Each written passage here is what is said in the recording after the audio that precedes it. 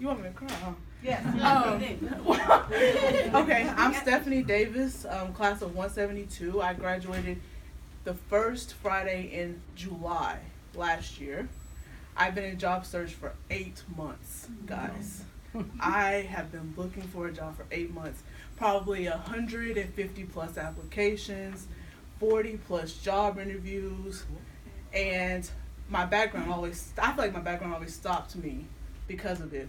And I had a job interview Monday with Fuddruckers. I really didn't want to work in food service, but that's a different story.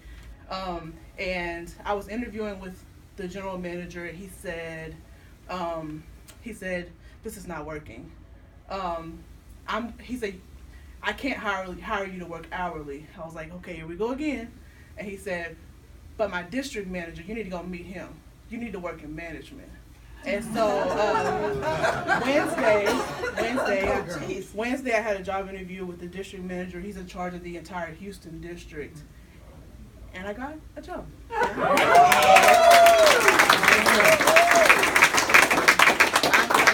I'm going to be an assistant manager at the Fuddruckers on Normandy in about 8 weeks after I finish my mentoring training at a different location in Houston.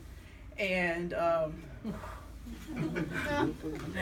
and I remember Cheryl came and saw my class when I was in the boot camp, and she said, if you knew that you had to go on 40 different interviews and you were going to get a no every time, and you would get a yes on your 41st interview, would you be able to do it? And for me, that answer was no. From about September to December, I was tired of job searching. I was tired of being told no. But in that time, I started volunteering here and cooking for Celebrate Recovery on Tuesdays and getting more involved with Work Faith, more involved with my church, and really allowing God to lead the job search. And so when I started applying for jobs, I was going to be okay if I didn't get the job. I was going to keep volunteering on Tuesdays and keep doing what I was doing. And, at my interview on Wednesday with the district manager, he said, you haven't had a job in 7-8 months. What have you been doing? And so I explained to him about Work Faith and that I cook on Tuesdays and for Celebrate Recovery and what Celebrate Recovery was, and that, I really needed to be able to continue to do that for 3 to 4 weeks so that Dee could find somebody else to help her cook on Tuesdays. And he said, well, I'm telling you this. He said, if you want Tuesday off the entire time you work for Fuddruckers, to do that, I'll give you Tuesday off. And so I said, okay. And then he said, you tell me how much money you want to make.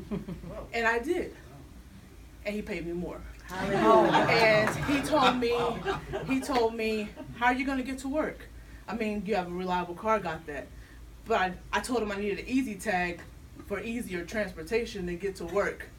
He said, let me know how much, and I'll add it to your first check. And it's nothing but God. And he told me, he said, Daniel, who I interviewed with on Monday, he likes no one. But Daniel called me and said, you got to meet this girl. I don't know what it is about her. When she talks, she captivated me. And Wednesday, he told me, he said, I know what it is about you. And I said, what is it? He said, it's your faith. He said, I need more of that at Fuddruckers. So if I need a job after boot camp, go to Fuddruckers. And so that's it. Now bring that back.